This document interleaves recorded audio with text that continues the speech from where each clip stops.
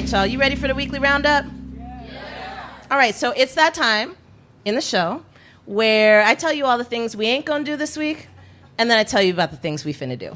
You ready for that? Yes. Okay, so just like that, it's time for our weekly roundup of all the things Lady just ain't gonna do this week. Number 1, Colin Powell dies of complications from COVID-19, and y'all be trying to whitewash his memory. So, oh, y'all wasn't ready? Oh, okay. Colin Powell, first black Secretary of State, and also who served as the National Security Advisor, and the head of the Joint Chiefs of Staff, died this week of complications from COVID-19. Powell had a myriad of health challenges that made him particularly vulnerable to the Rona, even though he was fully vaccinated. Now, there's 2 things Lady wants to talk about here. First, the selective memory that plagues this nation, and also the way that the conservative right is using the Rona as an opportunity to create confusion. So let's start with that first. First, it's that masks are oppressive government intervention, and now it's that vaccines don't work because Powell died of complications from it. But then there's a segment of these people who say that the Rona doesn't even exist in the first place, and that it's really all one big government conspiracy. Look, y'all, just say no to this kind of shit.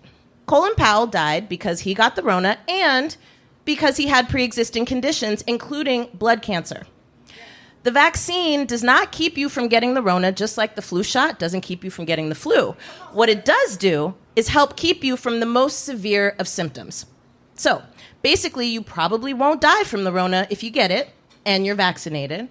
And with the flu, you might get it, but you won't die from it, and you're not going to have the most severe symptoms. Y'all with me here? Okay. Only you can stop the spread of nonsense. And no, Lady is not of the opinion that people just need a little understanding when it comes to making decisions about the vaccine. This is the same kind of bullshit we were doing about Trump supporters, and now look where the fuck that got us. Sometimes you gotta call a spade a spade. Somebody gotta keep it real in this piece, and you can always count on Lady to do so. But here's the other place where we just gotta keep it real. Colin Powell, even though he was the first, he has a complicated legacy, and we would do well to make sure that we tell the whole truth and not just part of the truth. Now, we have a tradition in this country where we neutralize people once they've died, supposedly out of respect for the dead. But what about the dead that resulted from the actions of the deceased? It was Colin Powell who chose party over principle when he gave that speech to the United Nations about Iraq possessing weapons of mass destruction, providing cover for a war where not only were no such weapons found, but more than 200,000 Iraqi civilian deaths alone, and over the span of 8 years and 8 months, decimated a damn nation. So, beloveds, we should canonize one's accomplishments, and when actions such as that one change the course of history, we got to talk about that too. Otherwise, we are doomed to repeat the same tragic decisions and reap the same tragic consequences. Are you with me? Yeah. That's some shit we just ain't gonna do this week. Number 2, things we ain't gonna do this week is deal with this Netflix CEO who's playing himself. And now you got color of change on the case, so you already know where we're going with that. So, for the last couple of weeks, we have been talking about Dave Chappelle and his rampant transphobia. Let me pause for this one. Yeah, I don't want that motorcycle to get in my way of what the fuck I'm finna talk about right now. We gonna pay that motorcycle respect, but we also gonna talk about this shit. So, for the last couple of weeks, we have been talking about Dave Chappelle and his rampant transphobia, and all the ashiness lining up behind him in the name of art and the end of identity politics. Y'all know what ashy is, right? It's a lot of ashy. Ain't enough lotion for all this ash. Even castor oil can't do it, child. Okay. You know, these people really fucking tried it. But lucky for us, lucky for all of us, black trans folks stay on the motherfucking case. Now, earlier this week, which would have been yesterday, trans employees of Netflix and their allies walked out in protest. We're going to talk about that in the list of things we love this week. And they came with a damn list of demands, and they're fucking good. We're going to talk about them. Now, Netflix, as a company and as a motherfucking crew, has been under fire, especially as their CEO doubled down on the company's decision to pay an exorbitant amount of money for the transphobic rants of a once brilliant comedian who has since devolved into your typical run-of-the-mill shock jock sandbox comedian.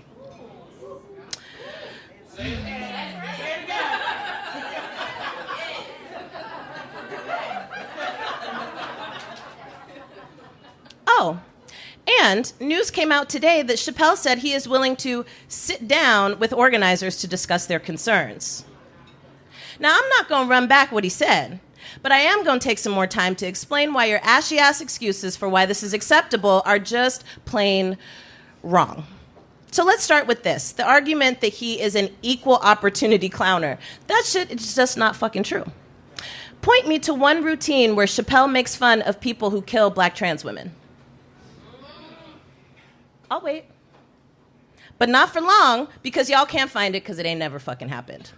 So there y'all go again, trying to all lives matter for Dave, but we not having it. Next up, let's address the supposed undue power of the LGBT community. Where is the Gay Inc. infrastructure that is obliterating anyone who kills black trans women? You can't find it? I can't find it either. That's because it doesn't exist. How about the Gay Inc. infrastructure making sure that trans people in general and black trans people specifically are well housed, well supported, and living full and dignified lives? You still looking? Okay. Well, honey, you're going to be looking for a long time because it ain't there. So, this argument that the LGBT community has this undue power is very much a misnomer. Now, do white gays have infrastructure? Yes, definitely. But see, when you start lumping all gays together and saying we have a monopoly on justice, you are A, being ahistorical as fuck, and B, you are erasing the existence of anybody but white people, which means, in fact, you are Christopher Columbusing, and as black people, that's not a good look. Period. So, I'm gonna need the third eye crowd to stand down because it's clear you don't have the range. Just say it. You hate trans people. Just say the shit. Can you just be honest? At least we know then where we can start. And then we know how much energy to put into it, and then we can just move the fuck on. So, good night, because y'all got me fucked up. Next thing on the list of things lady just ain't gonna do this week. And actually, maybe this belongs on the list of things we love, but we'll see. Even 9 Republicans voted to send the Jabowokee to the DOJ and hold his motherfucking ass accountable for criminal contempt. Now, this is breaking news, but look here. You know how Jabowokee Steve Bannon is trying to play everybody and they mama by refusing a subpoena to testify about how his grubby, unsanitized hands touched that failed-ass attempt at another Boston Tea Party that happened in January? Oh my God, this is a mess. Well, basically, these people are finally doing something right, and the House subcommittee on January 6th riots, and I'm going to call them riots because that's what the fuck they were. Tantrums, riots, I don't know, you name it. They have voted to hold Bannon in criminal contempt. They actually passed a resolution, and now it's on the DOJ to get down with the get down and save the empire. And basically show that ain't nobody, especially this motherfucker here, ain't nobody above the law. So, yo, Merrick Garland, let me holler at you for a minute. Finish him.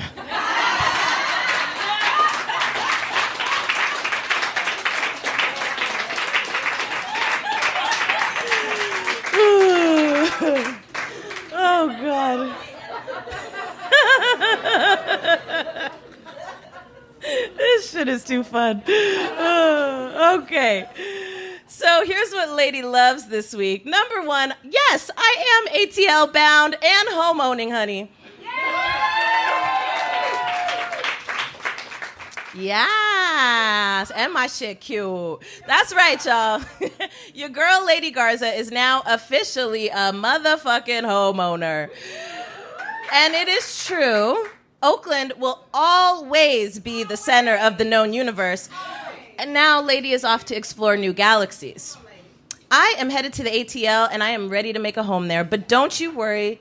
Of course I'm finna be back early and often. And maybe one day, with God's grace and the money of a techie, maybe one day I can actually buy a home here in the place I've called home my whole ass life. Shout out to Libby Schaff for failing to do one fucking thing to make sure that people like me can actually stay here.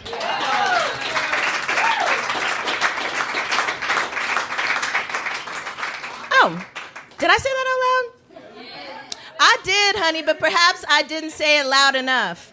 Thanks for motherfucking nothing. And don't let the door hit you in the ass on the way out of your final term as mayor. Next on the list of things, and you can run that back too. Run it. Run it. Next on the list of things Lady loves this week is that Esther's orbit room is to become affordable housing and an art space. Y'all know about that? I love that place. I organized one of my first events in the parking lot with a family member who was a part of a motorcycle club. And he was helping me gather petitions and shit and the thing. And then people was inside, been drunk since 11, and I fucks with that place. I fucks with it, and I was sad when it closed. So, word out on the street is that the legendary Esther's Orbit Room is slated to become affordable housing for artists and a community art space. Thank God, because we don't need not one more beer garden in Oakland. Next on the list of things Lady loves this week is the Netflix Walkout. Now, we ain't fucking with Dave Chappelle and we ain't fucking with the Netflix CEO, but we are fucking with this walkout, child. Let me take a second to discuss the demands. They are lovely, really. Now, first and foremost, Dave is on some bullshit, because guess what? Ain't nowhere in this list of demands that calls for the special to be removed from the platform. He still gets his bag. How's that for cancel culture? But here's some of what folk do want, though. Number one, create a fund to develop trans talent above the line and below the line. Number two, increase investments in trans and non-binary content that's comparable to the investments that you make in transphobic content, including marketing and promotion. Yes. Number three, revise internal processes to identify and address potentially harmful content. Number four, pay me, trans and non-binary content executives. Number five, add a disclaimer flag when there is transphobic content. And number six, and probably the most important, acknowledge and apologize for the bullshit you done put people through. I'm with that. Now that's what cancel culture looks like, baby. Follow Ashlee Marie Preston to get the full list of demands. We will also have it on our socials so that you can take action. All right, y'all, that is the weekly roundup, live and direct from Copper Spoon. That was so fun.